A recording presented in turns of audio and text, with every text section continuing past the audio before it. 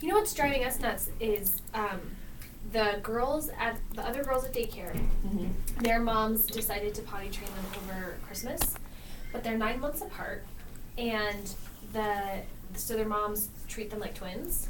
Oh. And because I guess that they think that's easier. So one is 2.5 and one is not even 2. And so the younger one, like, potty training is beyond her.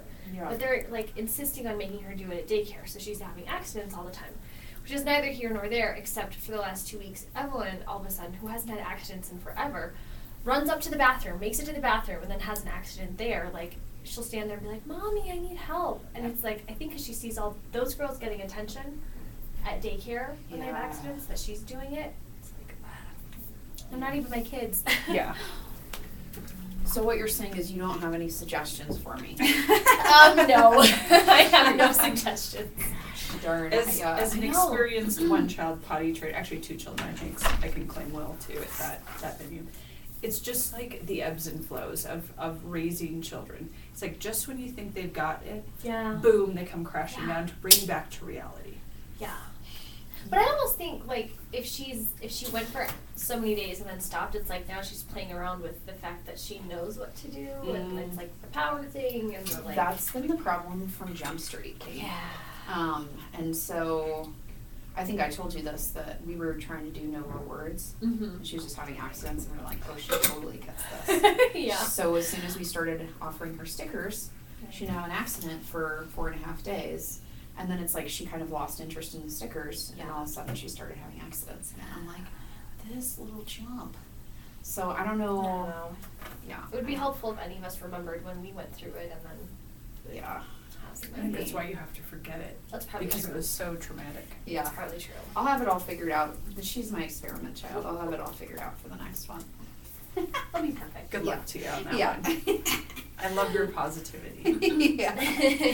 Oh, Lord. So, thank you for agreeing to have us videotape this. So, this book we read in a conference we were just at about conversations, they said the best way instructional coaches can learn to be better coaches is breaking down a videotape session where they're conferencing with new teacher, a teacher, a colleague, whatever.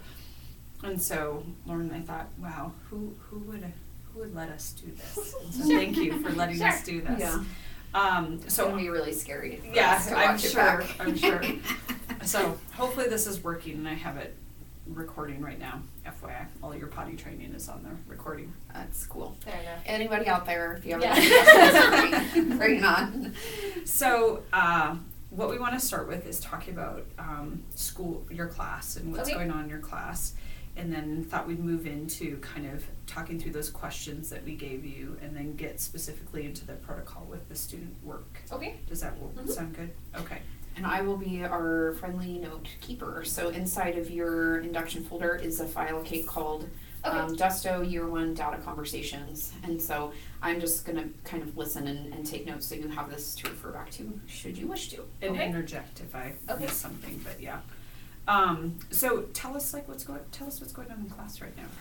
Do you want just the class that I did this assessment with? Yes. Okay. Yes, please. So it's an English 9 assessment, and it's building up to a summary response that they're writing, because I decided we needed a little bit more practice in that before we jump into our research project. So we're reading Romeo and Juliet, and I am pairing that with articles about teenage brain development. And so they're having to analyze Romeo and Juliet's decisions based on information about how the teenage brain is not totally developed yet, and how maybe that might be impacting their decisions. Yeah. So they're writing 2 summary responses over the course of the play, so first half, second half, and I've got 4 different sources. So I'm giving them all the sources. And their first one is due tomorrow. So the assessment that I have is I have them fill out a Google Doc that was basically a planning form for the summary response. They're pretty good on summary, but so this really just focuses on the response part. So what's your claim, what's your counterclaim, all that stuff. So that's kind of where we're at. That's what we're doing. Thank you for the big picture. So the assessment specifically that you brought data, what is the assessment? So I made a Google form. Nice. I don't know, I can show it to you.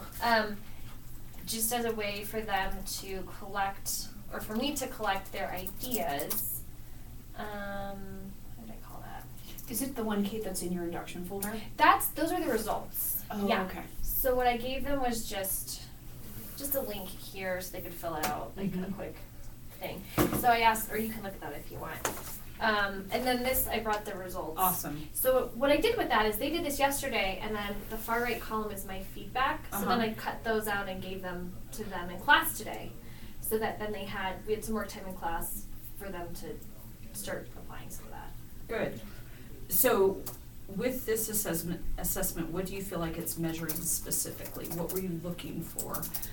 I was looking for them to be able to synthesize information from these brain research sources, so the nonfiction pieces and Romeo and Juliet. And they're struggling with that, which I thought they would because they're so very different. Mm-hmm. So really the claim part, I think, was what I was looking for most. And this is because they still struggle with that whole because statement and with justifying their reasoning. And last semester, I was really holding their hands for the summary response, and I am not on this one so much at all. So part of this, too, is just me saying, hey, we're back from break. What do you remember? Where are you at? For all the pieces of the response. So think about all the instruction that's kind of led you up to prepare for this particular assessment. And so I hear you talking about first semester and what they did in terms of some response. And this semester, what you're trying to do, can you think about specific pieces of instruction, maybe more close to the time period that this was delivered?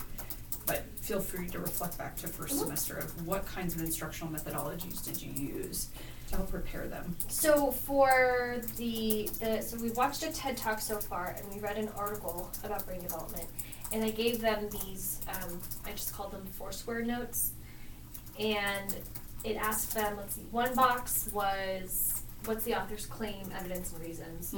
One box was, what's the purpose of this source? Another box was, make a connection to Romeo and Juliet, and then the other box was make a connection to your life. Okay. So that, we did one in class, and kind of worked through it more together, and then they did one for homework. So that's kind of the practice that we've had, because to build up to the summary response, because it's the same ideas, just in a different format. And I like hearing the in-class practice before that gradual release of responsibility work. Go home now, let's see how well you did. Yeah, although I feel like we should have read that second article in class, because Why? Why? Well, some of them, so the article is about a study that they did with hamsters. And so you'll see there are some claims in here about, well, hamsters are like Romeo and Juliet because, but hamsters, it shows that hamsters in puberty develop new brain cells in their amygdala that has to do with emotions and relationships. And so whereas they used to think that they're born with all their brain cells and you just have them for your whole life, or at least in hamsters, they're finding that they don't, and in puberty they make new ones, and so what happens to you in those years can be a foundational part of your personality. So, but having them make the connection to humans and then to Romeo and Juliet, I think I should have done that one in class and maybe done the TED Talk reverse, because that one I think is a little bit more accessible. Just based on their homework and some of their claims, I don't think some of them got the main idea as much as I was hoping they would. Interesting. I think that's a great reflection, though. Sometimes you just don't know until you try it, and then you think afterwards, no, this is what I should have done in reverse. So thinking about the instruction you set up, the hope of the assessment, hope of what it's going to measure, what did you expect to see? I expected to see better claim statements than I did. And I think, so for period one, I think part of it was that the form that I had originally just said, what is your claim? Are you supporting, challenging, or qualifying? And I did not explicitly say make it a topic sentence. So first period, some of them didn't give me, this girl just put qualify, that's not even a claim.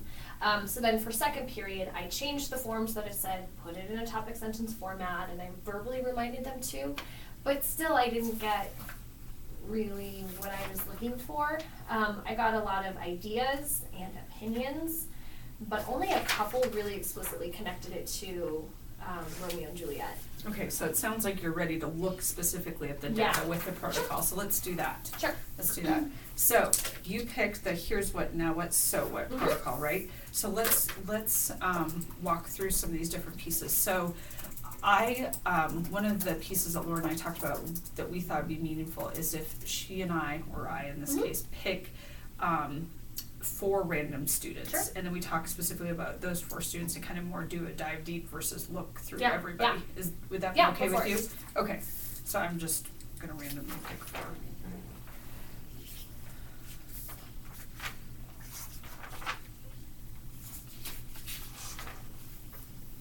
That seems like a good name. Let's do that.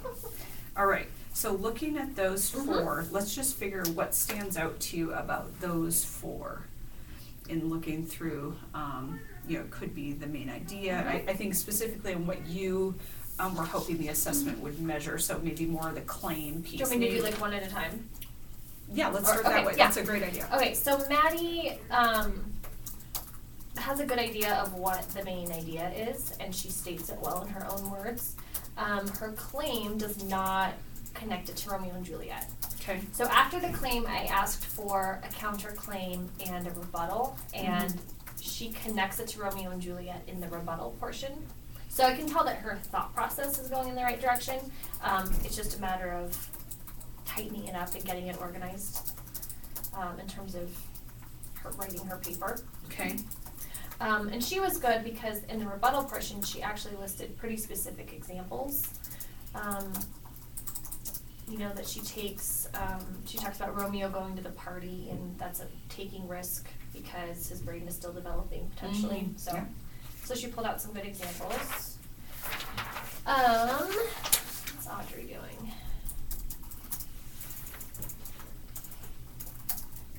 And Audrey kind of does the reverse, where her claim is all about Romeo and Juliet and doesn't connect explicitly to the research.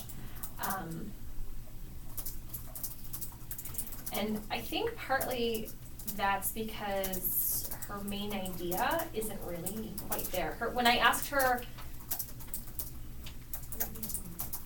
for the main idea, she gave me a little bit more of a topic than exactly what the main idea is.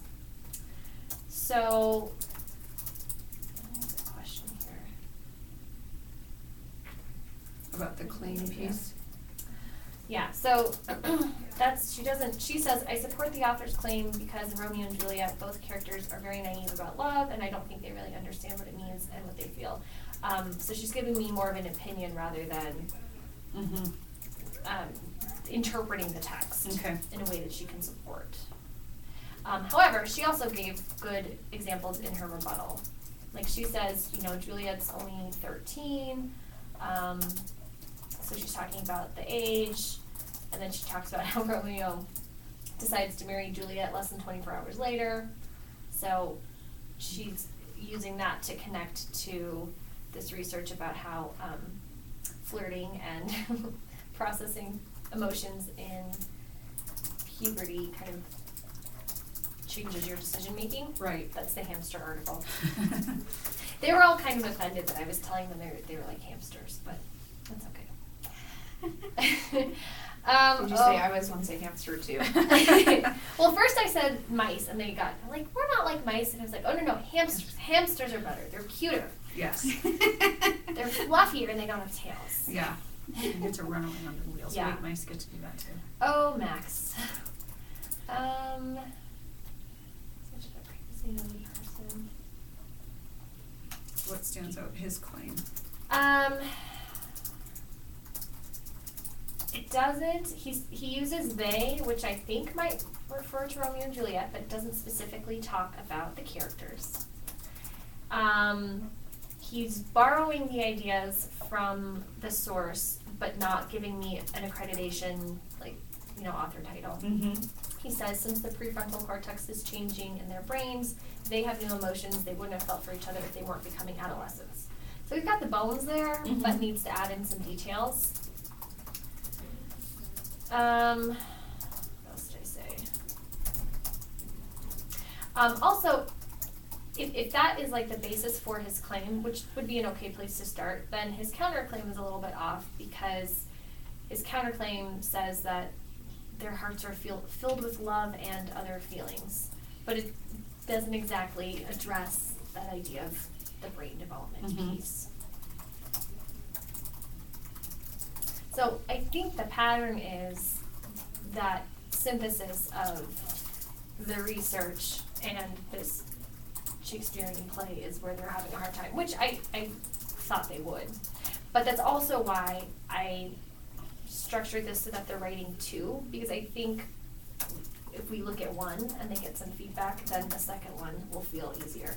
And in the second one, I've got articles about, I think, peer pressure and how teenagers are more prone to anger and have shorter tempers, because in the second half of the play there's the fight scene and, you know, all that stuff. So I thought that might be a little bit more engaging too, because right now they're all talking about falling in love and they might not identify with that as much. So I'm a little curious, so first semester, how much synthesis did you do of 2 sources within a summary response? We did our second unit on Into the Wild. I paired with this question about what is an individual's relationship in society. So I started off with a TED Talk about being a global citizen. So for the whole unit, we built step by step a summary response for the global citizen, and I had them pull in an outside source for that. So since I introduced the response, they've been pulling in outside sources. With a text as well at the same time. So this is not new, having a text with outside sources. Right, so the way that I taught it was that part of your rebuttal needs to bring in outside evidence. So we've been doing that since the beginning. Okay, good. That's good to think about. You know, when we're thinking about this, so what, and the conclusions I hear you drawing are, you know, the pattern seems to be that they struggle with the synthesis of the research in the play, whether that's the complexity of the text, I think specifically of the Gerbil article. Yeah, and I think part of, like, first semester, they would synthesize a TED Talk and a news article, stuff that's kind of like apples to apples. And now we're very apples to oranges, so I think that's a little bit what's tripping them up too. Tell me more about why you think that they struggle with, now when you're saying it's an apples to oranges, why do you think that they're struggling with that? Is it the complexity of understanding Romeo and Juliet itself? I think it's some of that in the language, and they got pretty good at doing main ideas and summarizing nonfiction texts, but I didn't do a summary response with a piece of literature. It was always like supplemental text. Does that make sense? So do you think that's something you would change? Yeah, possibly. I mean, I guess what I did with Into the Wild was they built a summary response around that essential question, and then they also wrote an essay about Into the Wild that, well, I guess actually that did kind of tie in a summary response. I took the summary response and then they kind of inserted that into a longer essay. Oh, nice. So I guess they did kind of talk about that with Into the Wild. So they had text. Yeah, the piece of literature with I think it's partly the Shakespeare and that brain research seems so, it's a little bit foreign because it's an English class, and then trying to connect that with like falling in love is just weird and different, I think. So if you had to think about doing this unit different, if you could, or even the setup to the text that you're picking, you know, think about what are we going to do, or what kinds of areas might you spend reteaching going forward before you do this the second time. What kinds of reflections could we put into place so that you feel like your students would have a better focus on the claim? I think small group activities or talks, asking them to make connections explicitly. So starting there and then maybe putting stuff on the board or bringing it into a bigger class discussion. But I think that would help them be more successful. So with the small groups, I think that's an interesting idea.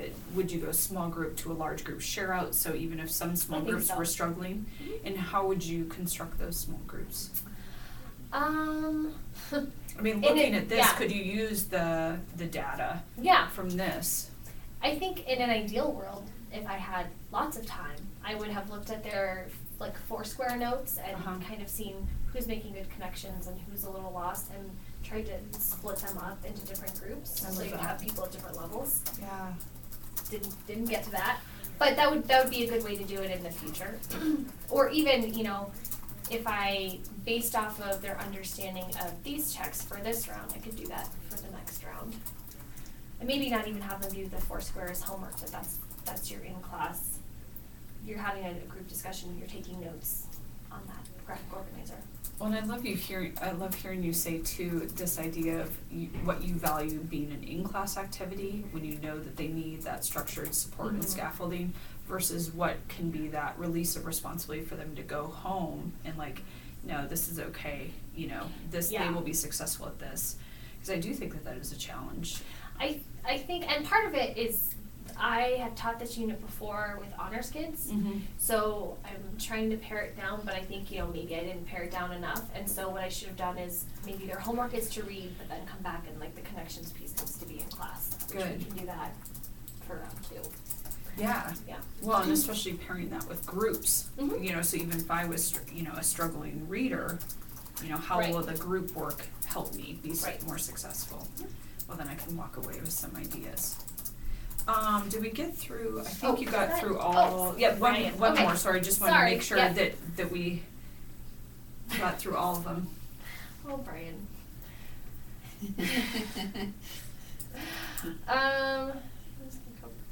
Does this validate, I guess, you know, some of the conclusions you've already came to? Yeah.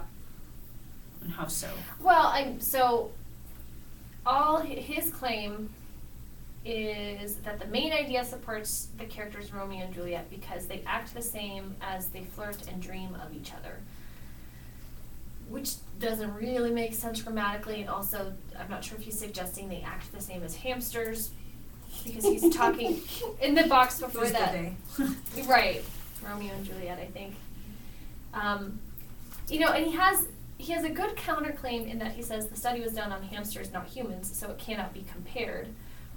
Which would be a good counterclaim if I was asking you to argue the validity of this study, but I'm not. I'm asking you to try and apply it to a piece of literature. So that's something that he struggles with. And this student in particular just struggles with abstract ideas and with interpreting things that aren't really kind of obvious, I guess.